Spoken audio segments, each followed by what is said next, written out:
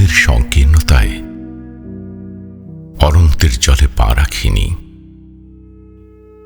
হাঁটিনি সুদীর্ঘ পথে। আজীবন নিজের ছায়ার বৃত্তে দাঁড়িয়ে পরিমাপ করেছি পৃথিবীর দৈর্ঘ্য প্রস্থ। চোখের দূরবীনে মেপেছি আকাশের উচ্চতা। নিজেকে অতিক্রম করে এগোনোর ইচ্ছে হয়নি ম্রিয়মান রক্তে। চাইনি হতে পৌরাণিক পুরুষ, দান্তের দুর্লভ পংক্তিমালা।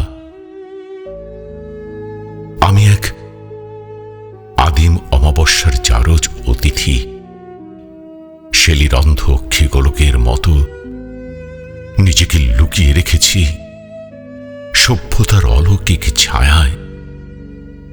আমি চাইনি হতে ভিঞ্চির নিপুণ আঙুল, পিকাসোর দুর্বোধ্য পোর্ট্রেট। চাইনি গিলগামেশ হতে কোনোদিন ঈশ্বরের মতো উৎকট নিঃসঙ্গতা যাপনের এইসব অভিমানে। বুক চিরে চলে গেছে আফ্রোদিতি, লিথির নির্জন সৈকতে দাঁড়িয়ে অভিশাপ দিচ্ছে এনহেদওয়ানা। তিমিরতন্দ্রার পুলসিরাত পেরিয়ে তবুও নগণ্য দর্শক হইনি আগত তিথির। আজন্ম আমি সংসার পেতেছি নিজের সাথে। নিজের সাথে বন্ধুত্ব ও বৈরিতা ছাড়া আর কোনো পার্বতী ছিল না আমার। দিন রাত্রির এইসব অপ্রাপ্তি নিয়ে এইখানে এই ঊষর মৃত্তিকায় একজন কথিত মানুষ আমি।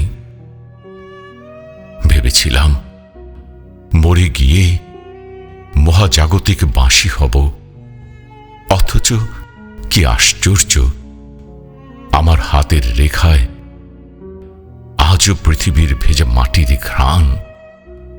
চেতনা আজও মানুষের এক টুকরো বিষণ্ণ প্রতিচ্ছবি। মৃত্যু শরীরের এক জ্যামিতিক রূপান্তর মাত্র। পালানোর জায়গা নেই কোথাও।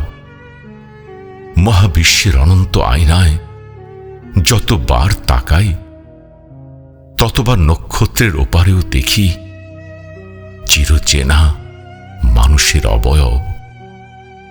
তার একাকিত্বের মুক্তি নেই কোনো। নিসর্গের অমোঘ সত্য, নক্ষত্রের